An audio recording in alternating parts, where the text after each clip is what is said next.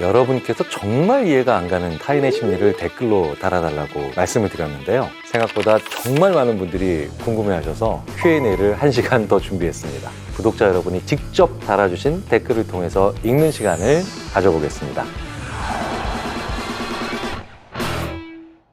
안녕하세요. 타인의 심리 읽어드립니다의 인지심리학자 김경일입니다. 열 길 물속은 알아도 한 길 사람 속은 모른다. 오래된 속담이 있죠. 사실 어떤 행동을 할 때 그 행동은 한 가지로 나오지만 그 행동이 나오게 된 데에는 정말 여러 가지 원인과 과정이 있을 수 있죠. 그리고 바로 그걸 연구하는 게 인지심리학입니다. 제가 인지심리학자로서 지금까지 공부하고 연구한 내용을 바탕으로 진짜 많은 분들이 공감을 해주신 질문에 답을 한번 해드려 보도록 하겠습니다. 정진영 님이 올려주신 글인데요. 항상 잘못하고 미안해하면서도 또 같은 잘못을 하고 미안해하고 또 계속 반복하는데 변하지 않는 건 왜일까요?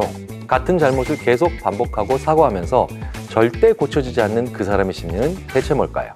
나 잘못했어. 앞으로 다시는 안 그럴게. 똑같은 실수하면 내 사람도 아니다. 이렇게 사과하시는 걸 들어본 적 있으시죠? 오죽하면 계속 같은 실수하고 다시는 안 하겠다고 각서를 쓰는 경우도 있잖아요. 이런 이야기를 많이 들어보셨고 그리고 많이 목격하셨다는 건 실제로 같은 실수를 반복하는 사람이 많다는 거죠. 이런 심리 궁금해하는 분들이 많이 계시더라고요. 많은 분들이 공감을 해주신 질문에 답을 한번 해드려 보도록 하겠습니다. 항상 같은 잘못을 하고 미안해해놓고 또 하는 건 그걸 기억에 담지 않기 때문이죠. 같은 잘못을 반복한다는 건 복기라는 게 되지 않아서 그렇다는 겁니다. 바둑 고수는 복기를 하느냐 안 하느냐 결정될 정도로 복기라는 건 정말 중요한 문제입니다. 그런데 이런 사람들은 이전의 기억 중에 반성했던 기억은 없고 그 잘못된 행동을 했던 것만 기억에 남기 때문에 그 잘못된 행동을 또 반복해서 한다는 겁니다. 이렇게 반성하는 걸 기억 못하는 이유는 확실하게 후속 조치를 하지 않았기 때문입니다. 자, 그러면 어떻게 후속 조치를 해야 할까요? 예를 들어서요, 서류에 목차를 만들려고 했는데 목차를 만들어 오지 않았습니다. 그럴 경우에 다음에는 꼭 목차를 만들어서 와, 이게 아니라요, 그 자리에서 지금 목차 만들어서 바로 가져와봐, 혹은 내일까지 늦더라도 목차 만들어서 가져와, 이렇게 하는 게 후속 조치라는 겁니다. 그러면 그 사람은 후속 조치를 한 행동까지 기억하게 되는 거예요. 사과는 행동의 결과가 아니라 미래에 대한 약속이잖아요. 그러니까 당장 그 약속을 작은 것이라도 이행하게 만들라는 겁니다. 내가 사과하니까 받아주라 해서 끝나는 게 아니라 그러니까 이걸 제대로 한번 하자 라고 권하고 그 후속 조치까지 하는 걸 완성하게 해서 그걸 내가 했다는 것까지 기억 속에 넣을 수 있도록 해줘야 한다는 거죠. 사람은 행동한 걸 기억하거든요. 미안하고 사과하는 건 우리 기억에, 즉 우리의 뇌에 잘 새겨지는 일이 아니라는 겁니다. 그래서 이렇게 확실히 후속 조치를 행동하게 해야만 잘못을 반복되는 걸 막을 수 있다는 겁니다. 그런데요, 이제 다신 술 안 먹을게, 이젠 연락 잘 받을게, 이런 종류의 약속은 당장 후속 조치를 해서 고치게 할 수 없는 경우죠. 하지만 잘 생각해보면 이건 후속 조치가 아니라 이룰 수 없는 약속에 가깝습니다. 꿈 같은 목표죠. 이럴 때는 조금 더 구체적으로 규칙을 세워주는 것이 중요합니다. 금요일 밤에는 내가 술 안 먹을게, 퇴근하고 늦어도 8시 이후에는 꼭 연락할게 라고 단서를 다는 규칙을 만들라는 거죠. 하지만 의지력이 떨어진 상황이라면 이런 약속조차도 지키는 것이 쉽지 않습니다. 그렇다면 규칙으로 만든 약속을 지키기 위한 전조 약속이 또 있어야 됩니다. 술을 먹기 전에는 꼭 연락을 해. 무슨 일 때문에 연락이 안 될 것 같으면 미리 연락을 해. 이런 선조치가 필요하다는 거죠. 또 한 가지가 있습니다. 그 약속을 자꾸 어기는 분들은 종결감은 주면 안 됩니다. 술 마시기 전에 전화해 라고 했을 때 전화를 합니다. 그러면 이분은 술자리를 아주 즐겁게 가질 만반의 준비가 된 거죠. 이제 내가 해야 될 일을 끝냈다라고 생각을 하기 때문이에요. 그러면 술자리 즐겁게 가죠 라고 종결감 주는 게 아니라 즐겁게 술 마셔, 그런데 중간중간에 문자는 2번 정도 해 라고 이어지는 행동을 만든다는 거예요. 성인이 다른 성인의 행동을 바꾸는 건 정말 쉽지 않은 일입니다. 그러니 약속을 안 지키는 사람을 바꾸기 위해서는 작기 때문에 얼마든지 할 수 있는 그런 계속된 노력이 필요합니다. 또 하나 정말 많은 분들이 공감해 하시고 궁금해 하신 댓글이 있습니다. 이 이야기를 들으면 아마 카페나 편의점 등에서 서비스업을 해보신 분들, 정말 공감을 많이 하실 것 같아요. 아이디 KAMILAKE 님이 적어주신 글인데 포장해 드릴까요? 라고 물어보면 그럼 손으로 들고 가? 라고 대답하는 사람들이 있대요. 상황이 그려지시죠? 또 KYUNNP 님도 비슷한 맥락의 상황을 궁금해 하셨어요. 카페 같은 곳에서 추운 날 아메리카노 한 잔 달라고 해서 따뜻한 건지 차가운 건지 물어봤더니 그럼 이 추운 날 따뜻한 거지 차가운 거겠어? 이런 사람들의 심리가 궁금합니다. 도대체 왜 그럴까요? 대답 드리기 전에 먼저 전제가 되어야 하는 상황이 하나 있습니다. 이런 사람들이 이렇게 대답하면 웃기지 않는다는 걸 전제로 해야 됩니다. 즉 듣는 사람이 전혀 유쾌하지 않는다는 거예요. 사실 희극과 비극의 차이는 한 끗 차이거든요. 저도 해본 적이 있습니다. 카페에서 일하시는 분이 따뜻한 거 드릴까요? 차가운 거 드릴까요? 라고 질문을 하셔서 밖에 지금 영하 12도입니다. 라고 대답을 드렸어요. 그랬더니 그분이 막 웃으시더라고요. 사실 그 전에 카페에서 일하시는 그분께서 저를 알아보고 먼저 반가운 척을 해주셨거든요. 교수님 너무 재밌으세요. 그러니까 저도 농담을 할 수 있었던 거죠. 우리가 무언가를 얘기할 때 직접적으로 얘기하는 게 좋을 때가 있고요. 오히려 간접적으로 얘기해야 좋을 때가 있죠. 그래서 우리는 직접 화법 그리고 간접 화법을 적절히 섞어서 사용해야 합니다. 방금 전 카페 상황은 간접적으로 얘기했기 때문에 유머가 된 거죠. 그런데 보통 직접적으로 얘기했을 때는 무례해지기가 쉬워지죠. 사연에 적혀 있는 이 사람들은 너무 직접적으로 얘기했기 때문에 그게 기분 나쁘고 무례하다고 느껴진 거예요. 이런 사람들은 간접적으로 말을 할 줄 모르는 사람들입니다. 간접적으로 얘기하는 걸 은유법이라고 하죠. 눈은 마음의 창, 메타포, 은유라고 합니다. 완곡 화법에 능숙하지 않은 사람들은 은유적인 유머가 없는 거예요. 그러니까 이런 대화 자체가 불가능한 사람들입니다. 직접적으로 대답하는 사람들 특징은 바로 화가 많다는 것이 또 하나 있죠. 포장해 드릴까요? 했을 때 서로 불편하지 않은 대답은 아이고 네 지금 손이 좀 무거워서요. 혹은 오늘은 좋은 날이라 포장이 필요하죠. 이런 게 있잖아요. 그런데 이런 대답의 특징은 좀 번거롭죠. 성의가 있어야만 할 수 있는 표현이에요. 사실은 그런 성의가 없어도 포장해 드릴까요? 라는 질문에 네 라고 대답하면 끝날 문제잖아요. 그런데 몇몇 사람들은 화가 많기 때문에 그럼 손으로 들고 가? 와 같은 직설화법에 화를 담아 오히려 굉장히 성의가 있으면서도 무례한 대답을 하면서 상대방의 기분을 상하게 한다는 거죠. 조금만 건드리면 폭발할 준비가 되어 있는 사람들이기 때문입니다. 자, 그렇다면 이렇게 화난 사람들을 다시 한 번 더 건드려서 화나게 할 필요는 없지만 내가 일을 하는 사람으로서 그리고 서비스를 제공해야 되는 위치에 있기 때문에 꼭 이런 질문들을 할 수밖에 없는 경우들이 있잖아요. 그럴 때는 어떻게 해야 할까요? 이런 상대방들에게는 옵션을 주면 안 된다는 겁니다. 따뜻한 거 드릴까요? 차가운 거 드릴까요? 이렇게 50대 50으로 균등하게 분배되는 옵션이 아니라 다수는 어떻게 하고 있는지 먼저 말해주고 그 사람이 선택하는 형태를 취하게 해야 된다는 거죠. 오늘 날씨가 추워서 다른 분들은 대부분 따뜻한 걸 드시는데요. 어떻게 드릴까요?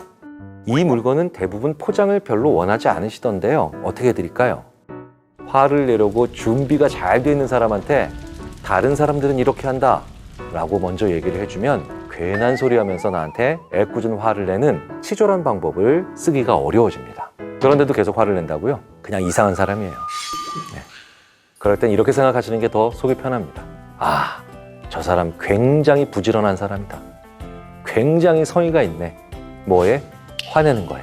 저렇게 부지런히 화내는 사람도 있는데 나도 열심히 부지런히 살아야 되겠다. 이렇게 생각하시는 게 정신건강에 훨씬 더 좋으신 겁니다. 다음 질문은 정말 많은 직장인들께서 공감하실 만한 그런 질문일 겁니다. 흰천재 오밍님이 주신 댓글입니다. 회사에 기분 나쁘면 말로는 안 하는데 나 화났다는 분위기를 그렇게 뿜뿜 내서 주변 사람들 눈치 보게 만드는 직원이 하나 있는데 도대체 이런 사람들 왜 그러는 걸까요? 업무 특성상 계속 함께 옆에 있어야 되는데 눈치 보이고 너무 힘들어요. 이 댓글을 읽으시면서 정말 많은 분들이 내 주변에도 이런 사람이 있는데 하면서 머릿속에 누군가를 떠올리실 겁니다. 주변 사람들에게 자기의 나쁜 기분을 티내는 이런 사람들의 심리는 뭘까요? 사실 이런 사람들은 주변 사람들이 자기가 기분 나쁜 걸 모를까 봐 전전긍긍하는 겁니다. 그러니까 자기 기분 알아달라고 그리고 풀어달라고 그리고 눈치 보고 두려워하라고 그래서 내 말대로 하라고 심지어는 맛있는 거 사줘서 나 기분 좀 풀어달라고 즉 목적은 수백 가지가 될 수 있다는 겁니다. 하지만 그런 사람이 나 이렇게 화내면 회사에서 잘린다 라는 인식을 하게 되면 절대 티내지 않겠죠. 그런데 이게 회사에서 공식적으로 제재를 하는 건 아니잖아요. 화난 걸 티내는 사람 기준에는 이게 나한테 불이익이나 마이너스가 될 거라고 생각하지 않으니까 자기 기분을 알려서 어떻게든 자리에게 유리한 형국으로 상황을 이끌고 나가려는 그런 마음으로 티를 낸다는 거죠. 이렇게까지 티내는데 이 사람을 컨트롤할 수 있는 방법은 뭐겠어요? 당연히 이 사람이 화난 걸 내가 알고 있다고 똑같이 티내주는 거겠죠. 속 시원하게 당신이 화난 거 우리가 모를까 봐 전전긍긍하시고 계시죠? 라고 말씀을 하실 수 있으면 좋겠지만 사실 그러면 안 되겠죠. 그런데 이럴 때 그 사람에게 할 수 있는 최상의 말은 피곤해 보이시네요. 이 말이에요. 그 말의 이면에는 너 굉장히 에너지 많이 쓰고 있는 거 알고 있어.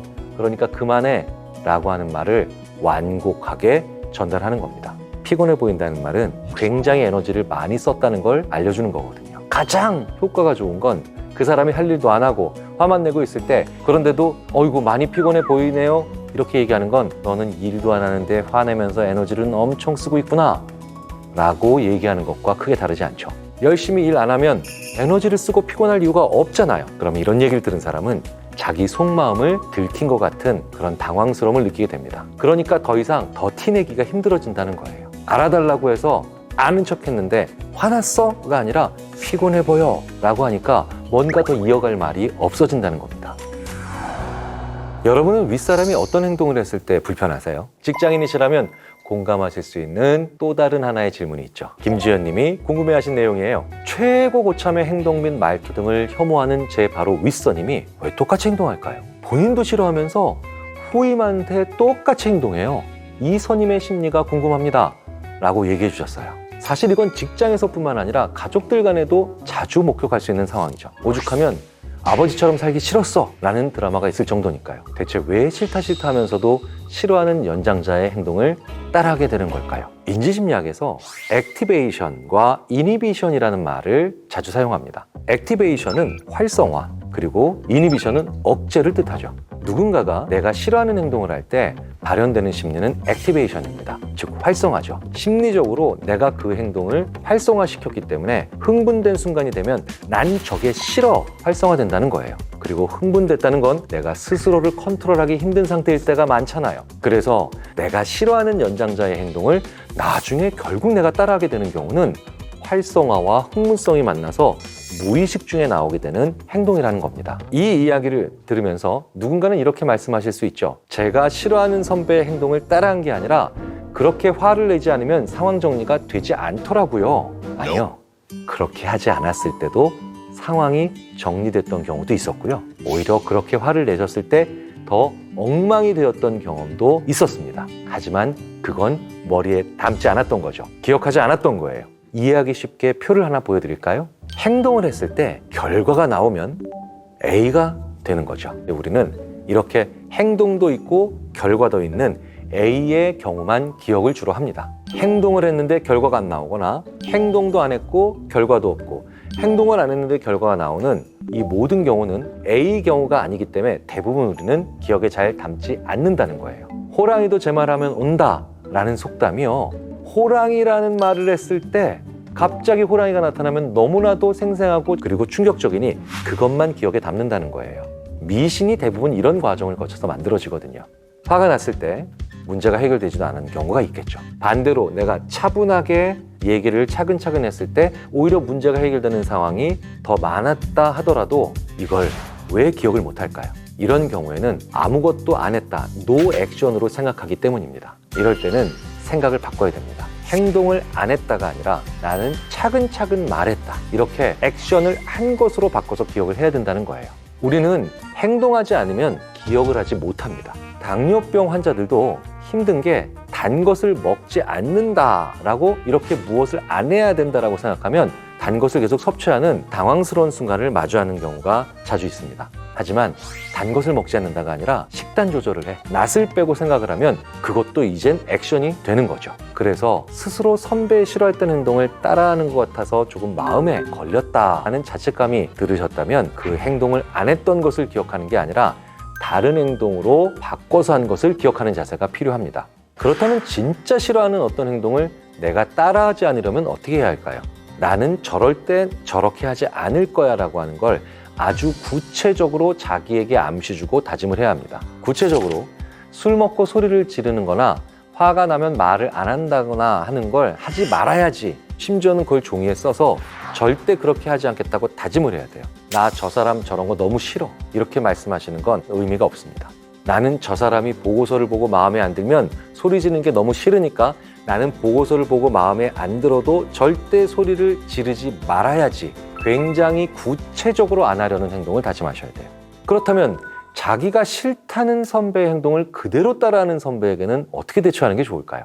이런 경우에 이럴 때 박 부장님이 화를 많이 내셨는데 지금 선임님도 똑같이 화내시네요. 똑같이 하고 계세요. 라고 하면 그 선임은 방어적으로 그때랑 지금은 다르지 라고 하면서 더 화낼 수밖에 없는 경우도 만들어질 수 있죠.